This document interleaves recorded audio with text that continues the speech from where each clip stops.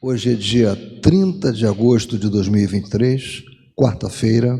Estamos iniciando os trabalhos no Centro Espírita Abel Sebastião de Almeida.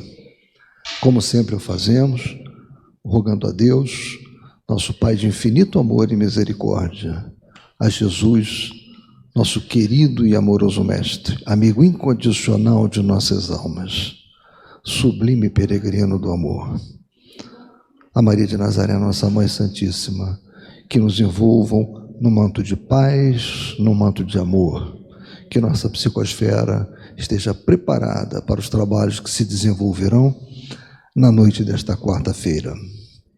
Eu vou pedir à nossa irmã Marise a gentileza de fazer a leitura de uma página do Evangelho segundo o Espiritismo para nós efetivamente começarmos os trabalhos. Está marcado.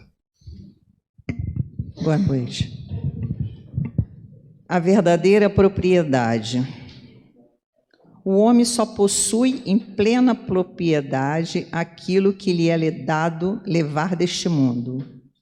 Do que encontra ao chegar e deixa ao partir, goza ele enquanto aqui permanece. Forçado, porém, que é a abandonar tudo isso, não tem das suas riquezas a posse real, mas simplesmente o usufruto. Que é então o que ele possui? Nada do que é de uso do corpo, tudo o que é de uso da alma, a inteligência, os conhecimentos, as qualidades morais. Isso que ele traz e leva consigo, o que ninguém lhe pode arrebatar, o que lhe será de muito mais utilidade no outro mundo do que neste. Depende dele ser mais rico ao partir do que ao chegar, visto como do que tiver adquirido em bem resultará a sua posição futura. Quando alguém vai a um país distante, constitui a sua bagagem de objetos utilizáveis nesse país. Não se preocupa com os que ali lhe seriam inúteis. Procedei do mesmo modo com relação à vida futura. Aprisionai-vos de tudo o de que lá vos possais servir. Ao viajante que chega a um albergue, bom alojamento é dado, se o pode pagar. A outro de parcos recursos, toca um menos agradável. Quanto ao que nada tenha de seu, vai dormir numa enxerga. O mesmo sucede ao homem à sua chegada no mundo dos espíritos. Depende de seus haveres o lugar para onde vá. Não será, todavia, como o seu ouro que ele o pagará. Ninguém lhe perguntará: quanto tinhas na terra? Que posição ocupavas? Eras príncipe ou operário? Perguntar-lhe-ão: que trazes contigo? Não se lhe avaliarão os bens nem os títulos, mas a soma das virtudes que possua. Ora, sob esse aspecto, pode o operário ser mais rico do que o príncipe. Em vão alegará que antes de partir da terra, pagou a peso de ouro sua entrada no outro mundo. Responder-lhe-ão: os lugares aqui não se compram, conquistam-se por meio da prática do bem. Com a moeda terrestre has podido comprar campos, casas, palácios. Aqui tudo se paga com as qualidades da alma. És rico dessas qualidades? Se bem-vindo e vai para um dos lugares da primeira categoria, onde te esperam todas as venturas. És pobre delas? Vai para um dos da última, onde serás tratado de acordo com os teus haveres. Pascal, em Genebra, 1860. Bom estudo para nós. Meus irmãos, então agora nós vamos dar continuidade ao estudo na obra Devação do Invisível de Ivone Pereira. Nosso querido irmão Alcir vai hoje nos prodigalizar com esse estudo. Vamos prestar a máxima atenção ao que ele tem a nos dizer. Que ele seja muito inspirado. Boa noite, meus irmãos. Que Jesus, o nosso meigo e amado Mestre, nos ampare e sustente na noite de hoje. O capítulo 1, a Ivone, nós vamos dar continuidade ao capítulo 1, né? Ela se dedica a esclarecer e mostrar a concretude da vida espiritual, né? Há uma sensação que a vida é diáfana quando nós perdemos o corpo físico, mas na verdade ela é muito concreta, muito real, e ela trabalha nesse capítulo para provar e demonstrar isso. Como nós tínhamos apresentados no diálogo com as sombras, né? Essa é a grande surpresa do desencarnado, né? Ele chega ao mundo espiritual e acredita que está encarnado, porque ele tem um corpo concreto, as coisas todas são tangíveis, então ele não percebe que desencarnou.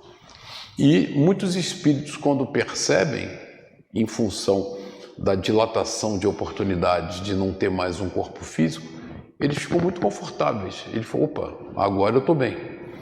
E perseguem no trabalho do mal com muita alegria, porque ele acreditava naquilo e ele continua vendo o seguinte, a vida é muito concreta. Então Ivone trabalha e nós vamos dar continuidade nesse estudo que o Beto começou semana passada e nós vamos trabalhar com ela, né? E ela começa nessa parte, o capítulo chama-se Nada de Novo, né? Porque não tem novidade, a gente já sabe, e ela vai mostrar que vários estudos já demonstravam isso. E ela diz, mas não é só, um livro encantador no limiar do etéreo, até não sei, a Marise está onde? No limiar do etéreo tem na biblioteca, tem na livraria, não sei se tem na livraria ainda, né? Tem na biblioteca também, né? Então é um livro interessantíssimo, J. Arthur Findlay, ela faz referência a ele tem um capítulo 10 que ela explora muito, que conta, ele fez um trabalho muito interessante, mediúnico, e conta como é que é a vida no mundo espiritual e essa concretude do mundo espiritual. Então ela cita muito ele, livro que a gente tem aqui tanto na biblioteca quanto na livraria. Pesquisador dos fenômenos espíritas, e o que é mais importante, se vocês pegarem o prefácio desse livro, era um pesquisador do ponto de vista acadêmico muito respeitado, né? Então ele faz uma pesquisa espírita e eu vou demonstrar hoje aqui como a academia está trabalhando isso, né? Pesquisador dos fenômenos espíritas na erudita Inglaterra, que tantos excelentes investigadores do psiquismo concedeu ao mundo. Temos vários exemplos, né? Conta no capítulo 10, Noite de Instrução, em que ele faz esse trabalho com o médium, o diálogo mantido durante uma sessão íntima com o célebre médium Sloan, com um espírito que lhe respondia através do fenômeno da voz direta. Olha que coisa interessante, era a voz direta, e da qual destacamos os seguintes trechos. Então, ele está entrevistando o espírito. Poderá me dizer algo com relação ao vosso mundo? Todos que estão no mesmo plano, e aí a gente tem essa primeira característica importante da vida espiritual, né? Nós nos comunicamos naqueles que estão no mesmo padrão vibratório que nós. Então, o umbral, eles, por exemplo, não percebem a presença de um espírito de luz quando se aproxima, porque ele está em outro padrão vibratório.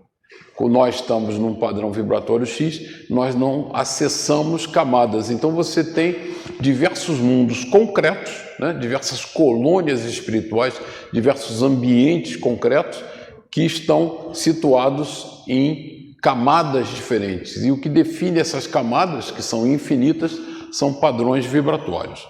Todos que estão no mesmo plano, mesmo padrão vibratório, podem, como já disse, ver e tocar as mesmas coisas. Se olharmos para um campo, é um campo, o que todos vemos. Cada coisa é a mesma para os que se acham nas mesmas condições de desenvolvimento mental. E aí é a sintonia vibratória, padrão moral. Não é um sonho, tudo é real para nós outros. Podemos sentar-nos juntos e gozar da companhia um dos outros. Podemos sentar-nos precisamente como fazeis na Terra. Temos livros e podemos lê-los. Quer dizer, o Marcelo vai cuidar da biblioteca depois, hein? Temos as mesmas sensações que vós. Podemos dar longos passeios por uma região e encontrar um amigo a que não víamos desde muito tempo. Das flores e dos campos aspiramos os aromas, então temos aromas, sons, né? Temos sensação tátil, como vós aí. Apanhamos flores, como o fazeis, tudo é tangível, porém, num grau mais alto de beleza do que tudo na Terra. Por que um grau mais alto de beleza? Porque a nossa capacidade de percepção é muito elevada, porque nós não temos o filtro do corpo físico. Então, os sons que nós percebemos são mais dilatados, as cores são mais vibrantes, os aromas são mais interessantes, mais amplos.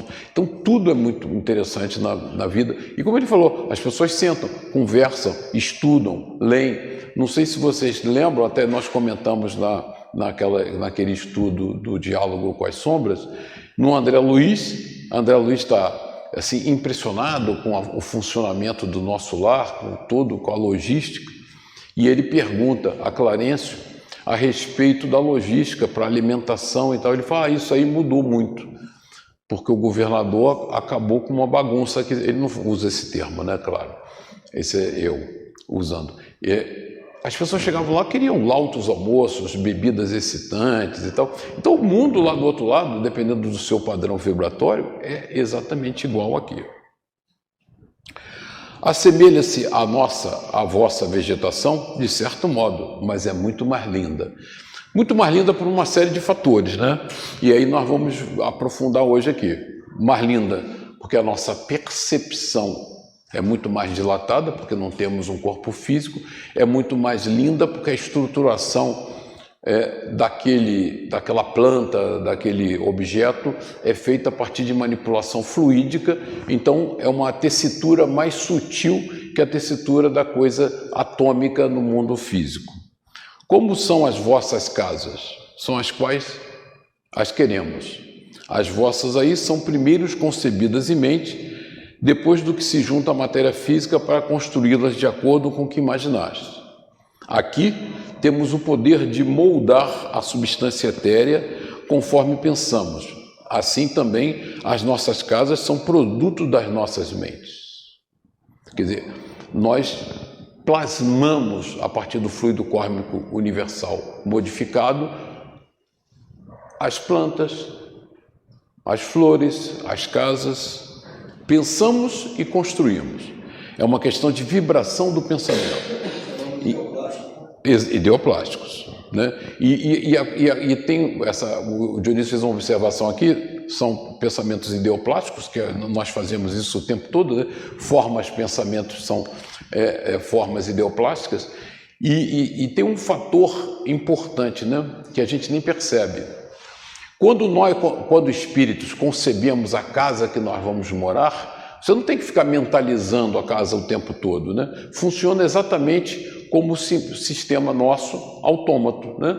Ou seja, eu não penso para respirar, eu não penso para fazer a digestão, eu não penso para o coração bater. O sistema autônomo faz, né? O vago simpático faz isso tudo acontecer sem que eu fique pensando ativamente naquilo. Então, uma vez que eu concebi a minha casa, o meu jardim, a partir daí o meu cérebro perispiritual, né, vai mantendo aquela construção estável até que eu mude de ideia. Então eu não tenho que pensar em plasmar ideoplasticamente uma residência e ficar o tempo todo pensando naquilo. Não, eu só penso quando eu quero mudá-la. Aí eu penso, mudo e daí em diante vai no sistema autônomo funcionando como o nosso corpo funciona, né?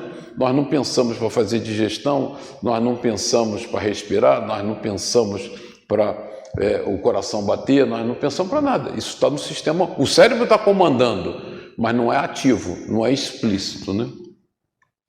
Pensamos e construímos. É uma questão de vibração do pensamento. E enquanto mantivermos estas vibrações, que está no sistema autônomo, conservaremos o objeto, que durante todo esse tempo é o objetivo para os nossos sentidos. Se ele aí acha que a cor está inadequada, aí sim, ativamente ele pensa e altera, e daí em diante entra de novo no sistema automático. E eu aproveitei para explorar aqui, e a Ivone fala um pouco da confusão mental que ela fazia nos desdobramentos, né? Então, isso aqui é o nosso lar, né? As colônias espirituais são muito concretas. Essa foto aqui do nosso lar é baseada no filme, não é uma coisa real psicográfica, mas exemplifica o que André Luiz descreveu do nosso lar. O nosso lar é muito concreto, né? E aí tem o fato daquele capítulo que o André Luiz questiona Clarencio sobre a logística e ele diz: o governador mudou tudo porque as pessoas queriam fazer banquete, né? Estava esculachado. Mas, e aí vocês não vão poder deixar o boletim de setembro. Tem um artigo aqui que o Mauro vai publicar no boletim do Vitorien Sardô. Vitorien Sardô, um médium importante, que na Revista Espírita de agosto de 1858 recebeu uma comunicação mediúnica e descreve a vida em Júpiter. Inclusive, essa é a casa de Mozart, né?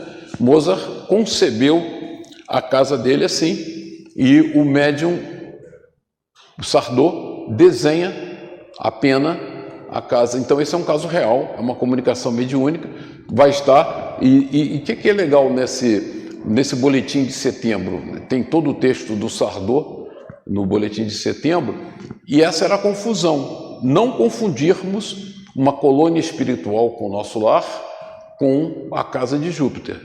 Mozart, ele não está desencarnado lá, ele está encarnado num corpo quintessenciado, muito mais sutil que o nosso corpo físico. Mas essa é uma construção mental, mas de um espírito encarnado. Porque toda vez que ela se via envolvida ela achava que era uma construção interplanetária. Ela comenta isso, nós vamos ver. Não é. Ela fazia visitas em desdobramento, a Ivone, em colônias espirituais, de espíritos desencarnados, mas que habitavam ambientes concretos. Nesse caso, da casa de Mozart em Júpiter, que está na Revista Espírita de 1858, texto lindo, que vocês vão ler no boletim, porque, inclusive, descreve como é a vida, a relação em Júpiter, e vários sábios que hoje vivem lá, que foram encarnados na Terra. Então, é rica, mas não é o que tratava a Ivone, e era o engano dela. Tudo que ela sonhava em desdobramento, ou percebia em desdobramento concreto, ela achava: não, eu visitei um grupo num planeta X muito mais desenvolvido. Não, ela visitou uma colônia espiritual. Tão explicativo esse capítulo 10, de No Limiar do Etéreo, que temos pesar de não ser possível transcrever mais alguns trechos para a nossa página. Realmente é muito interessante. Esse capítulo 10 dele é fantástico, então está aí a biblioteca com o livro aí. Os quais acreditamos edificariam os eleitores que se tornassem conhecidos. Também os livros recebidos pela médium Zilda Gama, ditado pelo espírito de Vitor Hugo, num total de 5 boas obras. Referem os mesmos noticiários, não obstante o fazerem muito discretamente, destacando-se dentre todos um que já se tornou célebre, porque editado em Esperanto pela FEB, tradução do professor Porto Carreiro Neto, e correndo o mundo inteiro, na sombra e na luz. Não relataremos aqui, por muito conhecidas dos leitores, as obras ditadas pela entidade desencarnada André Luiz, e tampouco memórias de suicida, né, dela mesma, Ivone, onde o assunto é pormenorizado com as maiores franquezas. Fica ao leitor o cuidado de estudar, portanto, as obras básicas em geral, e as comunicações isoladas, mesmo as provenientes de entidades sofredoras, com atenção e amor, meditando e refletindo sobre tudo, sem espírito de prevenção, porque nas suas entrelinhas e nos seus detalhes encontrará referências positivas sobre o interessante assunto, como é a comunicação do Sardô, né, que foi uma revista espírita. E vale ainda declarar que não deveremos julgar sejam tais revelações realidades existentes em outros planetas. Aí era o engano dela, né? Porque ela supunha sempre que era uma realidade de outro planeta. Por isso que eu fiz essa contraponto, né? A casa de Mozart, que é uma casa de um espírito encarnado, num corpo quintessenciado, e Nosso Lar, que é uma colônia espiritual de espíritos desencarnados. Não, os termos dos espíritos são categóricos. Trata-se de esferas fluídicas do mundo invisível. Ao contrário, aos médios inclinados a acreditarem que aquelas descrições traduziriam a vida em diferentes planetas, no caso do Sardô e Júpiter, sim, é um outro planeta, os próprios espíritos instrutores advertiram, chamando-lhes a atenção para o fato de que não se tratava de planetas materiais, e sim do mundo espiritual, a verdadeira pátria do espírito. Costuma alegar os contraditores, quem combate a gente, que as obras ditadas mediunicamente contendo tais conceitos, como André Luiz, como Memórias de um Suicida, seriam mistificações, o eterno recurso ou o escudo de que se servem aqueles que se sentem contrariados, sempre que assuntos novos e, sobretudo inéditos, são apresentados, ou fantasias do cérebro de médiuns ignorantes, como se expressam alguns em oratória entusiastas. Lembraremos, porém, que as obras de Leon Denis estão recheadas dessas informações. E Leon Denis, o grande continuador de Kardec, foi um filósofo, um escritor grandemente inspirado pelas forças superiores do alto e não ignorante. Mas quem é detrator põe tudo como se fosse no mesmo saco. Essa informação eu já trouxe para vocês aqui, eu trouxe inclusive dessa vez o livro. O professor Jim Tucker, ele escreveu esse livro aqui, Vida Antes da Vida, em que ele trata sobre reencarnação e sobre, inclusive, o que é fundamental, é muito interessante, lei de causa e efeito, ação e reação. Ele trata cientificamente. E quem é esse senhor? Ele não é espírita, ele não é do Leon Denis, ele é o diretor da área de psiquiatria da Universidade de Virgínia. Eu fui no site da universidade e peguei todos os dados dele, telefone, e-mail, se alguém quiser se aventurar e mandar um e-mail para o Jim Tucker. É hoje um dos maiores pesquisadores pago pela universidade. Ele é chefe da divisão de estudos da percepção e ele tem um trabalho farto sobre reencarnação, sobre vida após a morte, do corpo físico, como funciona. Então, reforçando o que Ivone nos fala, ela rememora os nossos grandes pensadores, Bozano, Leon Denis e tal, mas hoje, na atualidade, e vocês tiverem o cuidado de ir na área de medicina da Universidade de Virgínia, tem palestras e palestras sobre vida no mundo espiritual, sobre reencarnação, sobre lei de causa e efeito. Eles fazem isso trivialmente, está no dia a dia da vida deles. E quem foi o antecessor dele, o fundador dessa divisão de estudos da percepção? Ian Stevenson, que escreveu um livro maravilhoso sobre 20 casos comprovados de reencarnação, pesquisador, cientista, e tem um caso curioso sobre ele, porque o Ian Stevenson, quando ele começou esse trabalho e fundou na Universidade de Virgínia, no Departamento de Psiquiatria, a divisão de estudos da percepção, ele estava para ser expulso da universidade. E o reitor estava louco para ver ele pelas costas, né?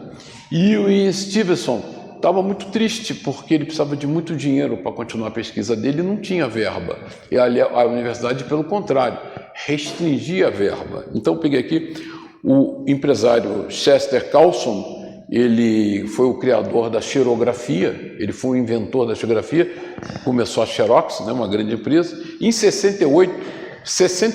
1968, só para vocês terem ideia, ele doou para o Ian Stevenson $1 milhão para continuar a pesquisa sobre reencarnação e $1 milhão para a universidade. Aí ele voltou e falou para o reitor: não vou pedir mais demissão.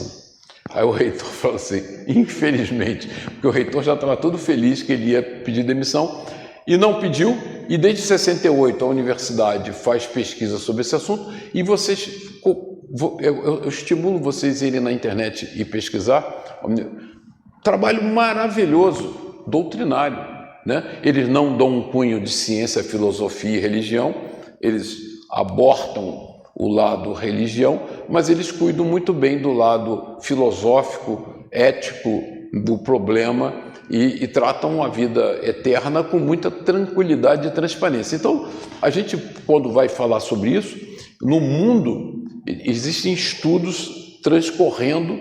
Hoje a gente não precisa só ir a Bozano, a Leon Denis, a Kardec, não. Tem, na atualidade, um trabalho de peso, né, sendo executado sobre isso. Então, os detratores são detratores porque não tem o que fazer, são ociosos, entendeu? Porque a realidade supera a nossa visão.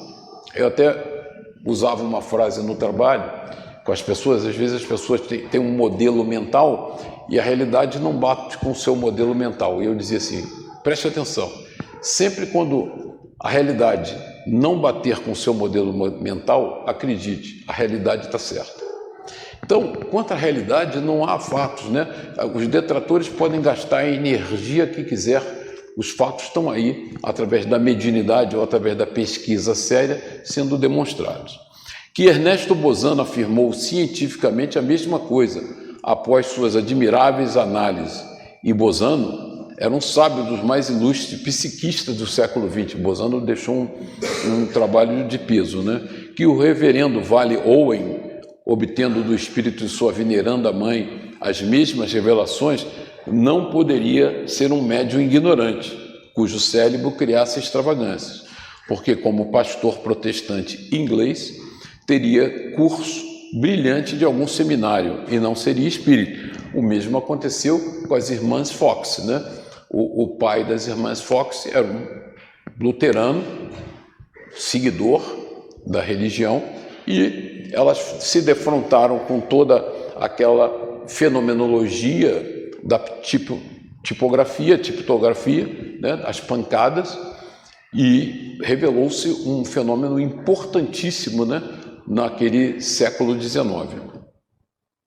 Que o senhor Arthur Findlay era um cérebro vigilante, eminente e idôneo, pesquisador do psiquismo experimental, escritor e intelectual de renome. Ele era realmente de renome, não podendo, portanto, ser taxado de ignorante. Que Zilda Gama, em cujas obras encontramos as mesmas revelações, conquanto mais discretas, é uma professora assaz culta e não é um médium ignorante. Que Francisco Cândido Xavier não é douto, mas tem dado ao público livros de valor incontestável que honrariam a memória de muitos doutos, se estes pudessem escrever coisas semelhantes, e os dois espíritos, Emmanuel e André Luiz, que a esse médio ditam as obras, têm dado testemunhos de muita lucidez e sabedoria, né? Quem lê Emmanuel percebe claramente isso, né? Abordando teses variadas, sempre analisadas por pessoas cultas e muito capazes para serem taxados de mistificadores. E eu trouxe todos esses dados da atualidade para reforçar essa visão da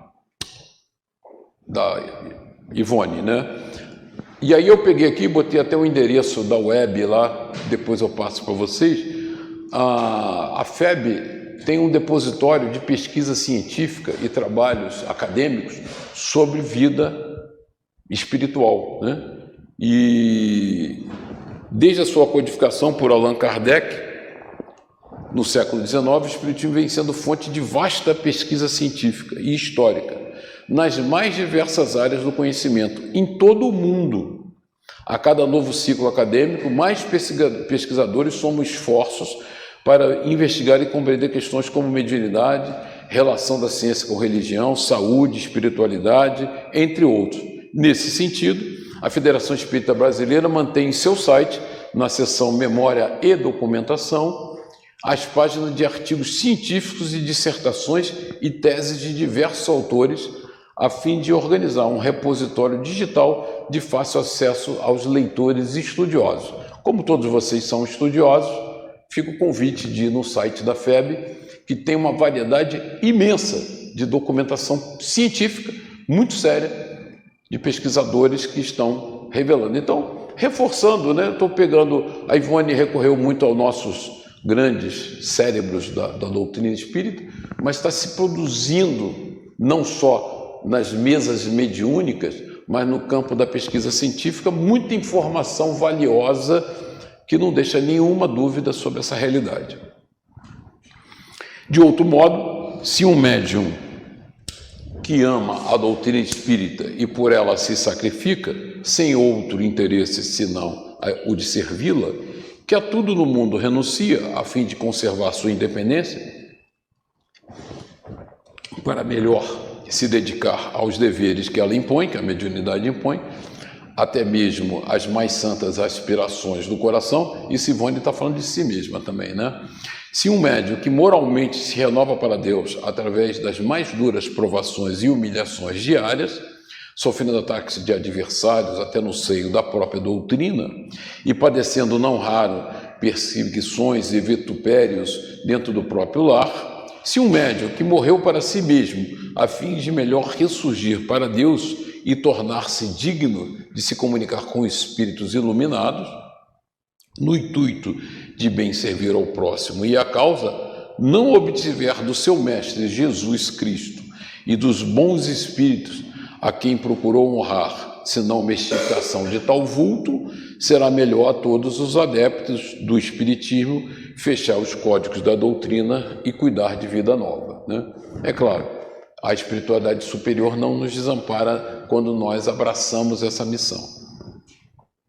Atribuir as revelações sobre a realidade do mundo invisível a mistificações de entidades inferiores é desconhecer que, presidindo ao movimento do Consolador nesse mundo, como tão bem esclareceu Allan Kardec, há um espírito celeste, a quem o Criador outorgou direitos sacrossantos sobre a terra. Ela está falando de Jesus, né? Ao qual não seria capaz de consentir, certamente, que essa humanidade, pela qual ele próprio se imolou em suplício numa cruz, fosse tão grosseiramente iludida por tanta gente deste e de outro mundo, quando, afinal de contas, o Consolador em si mesmo é fruto tão só da mediunidade. Prosseguiremos, portanto, visto que o tema é profundo, prestando-se a desdobramentos. E eu complementei, né? Eu fui num site evangélico e fui pesquisar o que eles falam e vendem. E você sabe que os seguidores do Evangelho são muitos. Não vou ler não, que é um texto chato, mas trouxe aqui para a gente ver o que essa massa de pessoas pensam a respeito disso, né? A Bíblia fortemente condena a prática do espiritismo, da mediunidade, do ocultismo, da percepção extrasensorial.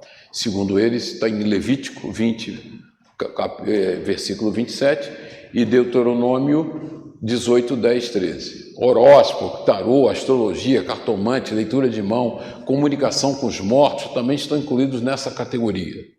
Essas práticas se baseiam no conceito de que existem deuses, espíritos ou entes queridos que já morreram e podem lhe dar conselhos e orientações. Esses espíritos são demônios. Coríntios 11, 14, 15. A Bíblia não nos dá razão para acreditar que um ente querido que já morreu possa ou mesmo irá querer contactar-nos. Se eles eram crentes, eles estão no paraíso. É aquele negócio. Se acredita, está no paraíso. Não acredita, está no inferno, né? Eu até já contei aqui uma vez um diálogo com um amigo meu que era evangélico e queria me converter.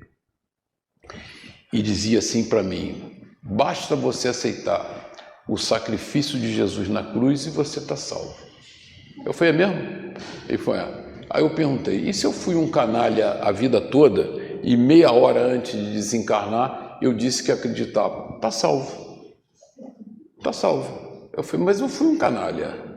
E a lei de ação e reação? Não. Acreditou, está salvo. Aí eu fiz uma seguinte proposição para ele para terminar com a conversa, né? Eu falei para ele assim: eu nasci no Butão, e eu acho o Butão interessante, que o Butão é um país bastante remoto e no pé do Himalaia. Então, afastado de tudo. Até hoje é um país muito fechado, né? E eu falei para ele: nasci no Butão, de uma família humilde, de pais budistas, e nunca ouvi falar nesse tal de Jesus. Nunca ouvi, não tenho nem a mínima ideia de quem foi. Mas me comporto como um verdadeiro cristão, né? Benevolente, indulgente, caridoso, me perdoo o próximo. Tem todas aquelas virtudes que um cristão deveria ter. E aí? Vai para o inferno. Eu falei: pô, mas que Deus injusto. Eu nasci no Butão, não tive a oportunidade de aceitar o tal sacrifício da cruz, e vai para o inferno. Inferno definitivo, vai queimar eternamente. E eles acreditam nessas besteiras piamente. Então eles dizem aqui, o comentário final nesse site: no entanto, é inegável que os médiuns, algumas vezes, sabem de coisas que deveriam ser impossíveis que eles soubessem. Às vezes eles sabem. De onde eles tiram essas informações? A resposta é Satanás e seus demônios. Então as pessoas simplificam, quer dizer, você tem a realidade e eles têm um modelo mental. Eles preferem acreditar no modelo mental e renegam a realidade. Mas esse não é um grupo pequenininho, esse é um grupo gigante. Daí acontecer essa coisa que nós ficamos perplexos, das pessoas negarem o óbvio, o que você está vendo ali, tangível, palpável, né? E aí por que nós não caímos nessa esparrela, eles caem? No capítulo 7, no item 7 do capítulo 19 do Evangelho, Kardec faz a sua célebre declaração: a fé raciocinada, por se apoiar nos fatos e na lógica, nenhuma obscuridade deixa. A criatura, então, crê porque tem certeza. E ninguém tem certeza senão porque compreendeu. Eis porque não se dobra. Fé inabalável só é a que pode encarar de frente a razão em todas as épocas da humanidade. Isso é um princípio que Kardec pautou o tempo todo a sua obra, que a fé inabalável é aquela que se pauta pela razão. E aí eu peguei um texto muito interessante do IPEP, Instituto de Pensamento Espírita de Pernambuco, que diz o seguinte, e ele fala sobre como nós pensamos, nós espíritas. Dentro desse modo de pensar, a fé espírita forma um par dialético, né, uma dualidade inseparável com a razão espírita. Então, a fé e a razão, o tempo todo andando juntas. Tal ideia significa que a crença espírita é basicamente uma fé que admite dúvida. Nós questionamos tudo. Questionamos comunicações mediúnicas, questionamos alguns fatos que são escritos ao léu, né? Tal ideia significa uma fé que admite dúvida, e com ela convive, nós convivemos durante todo o tempo. Trata-se, pois, de uma fé aberta, dialogal, quer dizer, nós estamos dialogando o tempo todo, disposta a modificar as próprias opiniões ou objeto de sua manifestação como crença, desde que satisfeitas as condições do livre exercício da razão. Em contrapartida, a razão espírita constitui uma dúvida que se baseia na fé, capaz de fazer emergir as desconfianças naturais da racionalidade, sem uma pretensão cética ou cientificista, e que, sobretudo, está disposta a admitir a crença e a confiança naqueles conteúdos sobre os quais a razão ainda não assumiu uma postura de conhecimento e verificação. Tal composição resulta no que Herculano Pires denominou, muito apropriadamente, fideísmo crítico. Então, essa nossa capacidade de o tempo todo questionar, estudar, avaliar, então, que é um texto do Instituto do Pensamento Espírita de Pernambuco. Eu gostei muito, achei muito interessante. Que é isso, né? A gente, está lá na Bíblia. Não, está na Bíblia. Eu quero ver os fatos. Quais são os fatos? O que eu posso identificar a partir desse comportamento, desse fato, desse evento? Então, nós estamos o tempo todo nos aprimorando. Então, voltando para a Ivone, saindo da minha digressão, ela vai falar do fenômeno da quase morte, né? Quem dentre nós já assistiu aos últimos momentos de um moribundo? Poderá, o professor Tucker faz muita pesquisa de quase morte, né? Para ele ter a descrição do mundo espiritual a partir desses espíritos que quase desencarnam e voltam para descrever. Ele, muito momento de um moribundo, poderá muitas vezes observar os fatos aqui ventilados. Então ela vai contar um fato concreto. O decesso de uma criatura que retorna à verdadeira pátria, a espiritual, tal seja a circunstância, oferece lições tão elucidativas quanto comoventes e belas. Durante o nosso longo trabalho de assistência a enfermos e moribundos, tivemos ocasião para as mais edificantes observações. Os tuberculosos, principalmente, que comumente expiram em plena consciência dos seus últimos momentos sobre a Terra, apresentam um vasto cabedal para estudo. Durante o período da agonia, eles como que desmaiam, será o chamado estado de coma, né? É o que a ciência chama de quase morte. Tecnicamente você está morto, quer dizer, ou seja, seu corpo físico não funciona mais, mas os liames que nos ligam ao corpo não foram rompidos ainda. Então a gente vai e volta, como se fosse um ioiô, né? Durante o período da agonia, eles como que desmaiam, será o chamado estado de coma. Um tênue fio fluídico os prende ainda, o cordão de prata está intacto ainda ao fardo material que vai ser abandonado.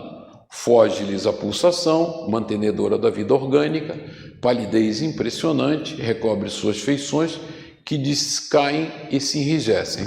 Tecnicamente, é um desencarnado. Quem dentre nós já assistiu aos últimos momentos de um moribundo poderá muitas vezes observar os fatos aqui ventilados. O decesso de uma criatura que retorna à verdadeira... Ué, eu voltei?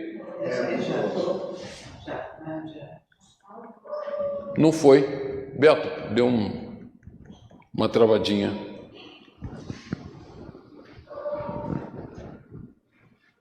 Não sei porquê. Beleza, obrigado. As pálpebras cerradas encobrem os olhos que as nuances da morte já velaram de um baciamento significativo, mas suores abundantes e fugitivo pulsar do coração avisa que não foi ainda de todo libertada a pobre alma cativa daquele corpo, né? Está ali presinha por um pequeno detalhe fluídico. Ali estão, porém, à beira do leito mortuário, a mãe angustiada, o pai acabrunhado, a esposa lacrimosa, o filho inconsolável. Um choro violento, um brado de dor pungente, a grita atormentada dos que ficam, sem poderem reter o ser amado que se vai. Quebra o silêncio augusto que deve presidir a cena patética. Interessante que ela faz essa colocação, né? Esse desespero nosso diante do desenlace, que é uma realidade absoluta, né? Todos nós vamos desencarnar, e desencarnar é uma coisa absolutamente agradável. Então ela chama esse espetáculo de gritaria, choro e tal, de cena patética, porque é uma luta contra a realidade. De uma alma que entrou em trabalho de libertação para a verdadeira vida. Então o agonizante, a custo, descerra as pálpebras, apesar daquele padrão vibratório que o mantém ligado ao corpo físico, né? Esse desespero, esse choro, esse ranger de dente, nos mantém ali agarrado àquele corpo físico como se fosse um imã. A custo de serra, volta-lhe a pulsação, volta-lhe até mesmo a palavra, um impulso de vontade e apego aos que foram caros ao coração, falo reviver por instante num corpo que se achava quase definitivamente abandonado. Quer dizer, ele volta justamente por essa atração. Com voz sussurrante, débil, balbucia. Por que me chamaram? Eu estava tão bem, num lugar tão belo. E quem descreve, né, que teve um coma profundo e voltou, descreve isso mesmo, né? A beleza do ambiente, o prazer, né, que ele tinha.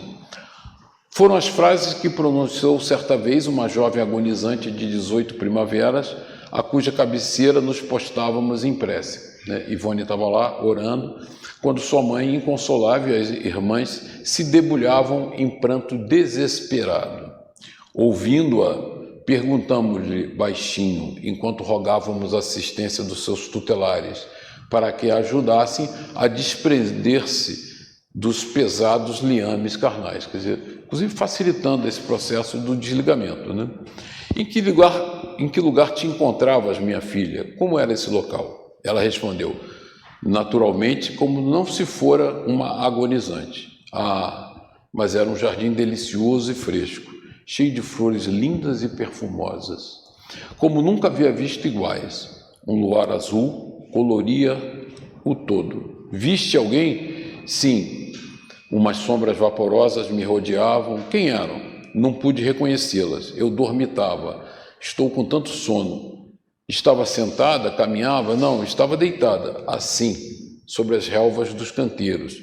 É um jardim tão lindo, estou tão cansado. E tem um fenômeno que é a família está em pânico, o paciente retorna bem, alegre, falante, vibrante, aí todo mundo tranquiliza, bom, hoje podemos ir para casa que ele se recuperou, aí ele desencarna, porque tinha que tirar aqueles moribundos todos dali para poder desencarnar, né? Cerrou novamente os olhos e silenciou. Alguns minutos depois expirava serena e docemente sobre nossas preces, sem que ninguém mais da família se animasse a perturbá-la na sua consoladora paz. Na década de 30, as revelações sobre as realidades do mundo espiritual já eram conhecidas dos adeptos mais estudiosos da doutrina espírita, vistas que elas foram concedidas aos homens, como vimos, desde muito, né? André Luiz, porém, a eminente entidade espiritual que tão substanciosos esclarecimentos nos vem ministrando, através da mediunidade de Francisco Cândido Xavier, não aparecera ainda com as minudências explicativas da vida além-túmulo, né? Aqueles detalhes todos da obra de André Luiz. Guardávamos, pois, desencorajada, ela e Ivone, de apresentá-los a público 3 das nossas obras, já hoje editadas. E isso em virtude de, na época em que foram as mesmas psicografadas, conhecermos poucos livros doutrinários, não tendo ainda meditado satisfatoriamente nem mesmo sobre as obras de Allan Kardec. Você vê que ela, apesar de uma médium espetacular, ela confidencia como a falta de estudo prejudica o trabalho de desenvolvimento, como posteriormente os próprios instrutores espirituais nos levaram a fazer. Aí ela teve que estudar. Receávamos que as revelações nelas contidas fossem fruto de lamentável engano e nos detínhamos conservando as ditas obras no esquecimento, mas desencorajadas de destruí-las. Também nós acreditávamos a vida espiritual abstrata, indefinível. Ela acreditava nisso, né? Que fosse, não, sem essa concretude que a gente encontra. E quando o nosso espírito era arrebatado, constatando a vida intensa dos planos espirituais e suas belezas ambientes, supunhamos haver gravitado para um planeta melhor, um mundo materiais, tais como Saturno, Júpiter ou outro qualquer. Talvez ela já conhecendo da revista espírita a descrição de Sardor de Júpiter, né, ela fosse levada a crer. Por isso que eu até adotei esse texto para o boletim de setembro. No mundo material, tais como Saturno, Júpiter ou outro qualquer, ignorando pela época quão difícil é isso, tanto para um encarnado como para um desencarnado. Não obstante as suposições em contrário, nossos amigos espirituais, porém, corrigiam o nosso entusiasmo interplanetário. Ela até brinca, né? Se assim nos pudéssemos expressar, e diziam, sem serem por nós acatados em tais asserções durante muito tempo. Não se tratam de ambientes planetários, como a gente viu a casa de Mozart. Mozart está encarnado. São realizações fluídicas no próprio espaço. Não saíste dos ambientes terrenos. Procura aprender, estuda. Esse vale para nós, né? Essa recomendação dos mentores da Ivone vale para nós. Estuda. Ora, no mês de julho de 35, esposando nós ainda a mesma ideia de que visitávamos outros planetas durante o fenômeno do desdobramento espiritual, tivemos a mão subitamente acionada pelo espírito daquele que fora nosso pai terreno, antigo médium de boas faculdades curadoras, mas cuja instrução doutrinária não passara da leitura de um livro dos Espíritos e do Evangelho segundo o Espiritismo, ambos de Allan Kardec. Havia ele falecido a 25 de janeiro do mesmo ano e era a primeira vez que se comunicava, mais demoradamente, tudo indicando que assim fazia no intuito de esclarecer justamente aquilo em que nos reconhecia equivocado. Ela estava equivocada, o pai dela veio para justamente esclarecer. Dizia o pai da Ivone, psicograficamente, descrevendo as impressões vividas durante a rápida agonia que teve e depois as estranhezas do além-túmulo.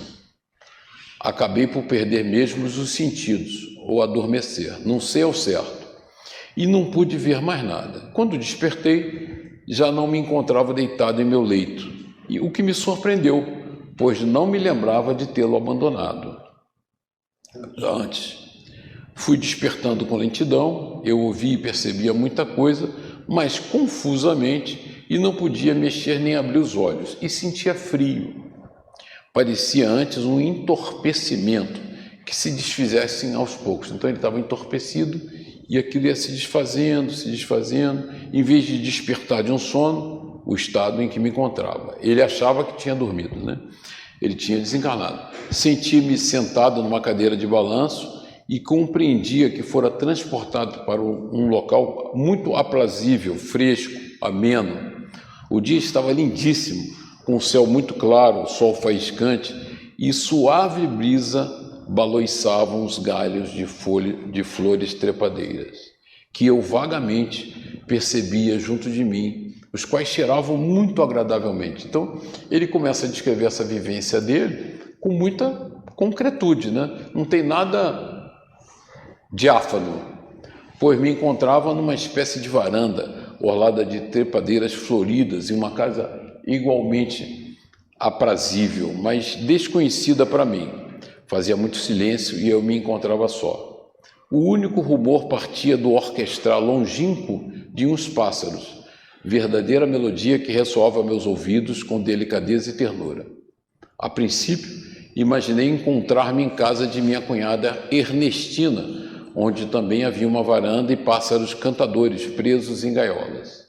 Posteriormente, porém, verifiquei tratar-se de uma residência fluídica de além-túmulo. Então, aí ele começa a entender onde ele estava. Onde morava minha mãe e onde eu próprio iria residir como desencarnado. E aí ele começa a nos esclarecer, né? Agora, disse-ia que minha mente repousava. Li depois... Mais adiante, continuava ativo. Li depois um jornal, ali mesmo, não, está aqui mesmo, na varanda, e tomei uma xícara de café como de hábito. E eu vou ressaltar, mas vai acabar meu tempo, não vai dar. Da onde veio o cigarro, o jornal e o café? Ele mesmo disse, não sei quem me trouxe o jornal, o café. Quem trouxe? Quem sugere? Quem trouxe o jornal, o café e o cigarro que ele fumou? Ele. Como de hábito. Ele estava com um clichê mental, porque de manhã ele acendia o cigarro, abria o jornal e tomava o café. A mente dele funcionou. Ele teve à sua disposição na varanda o jornal, o café e o cigarro. Ele ideoplasticamente criou, sem perceber, né, como de hábito, aquela... Penso que me encontrava assaz abstraído, pois não percebi quem me servira o café e me obsequiara com o jornal. Resolvi então fazer um passeio, o que havia muito não me era permitido, mas subitamente lembrei-me de que não deveria fazê-lo, porque me encontrava debilitado. Você lembra que ele começou dizendo que estava muito bem, feliz, alegre. Quando a mente dele rememora a doença, ele fica debilitado. Então, quem está comandando tudo? O cérebro, né? Me encontrava debilitado, doente. Aí ele já se sentiu doente. Pus-me a relembrar de tudo que se passara comigo mesmo nos últimos tempos. E a confusão estabeleceu-se. E terminei desconfiado que algo irremediável. Aí ele começou a desconfiar. Mas muito importante adviera em minha vida. A morte é tão simples, tão pouco diferente da vida, que opera essa confusão. É quase uma continuidade, né? É um ato contínuo. Você não percebe. Daí a nossa angústia. Porque aí nós voltamos para casa e falamos com a família e a família não nos responde.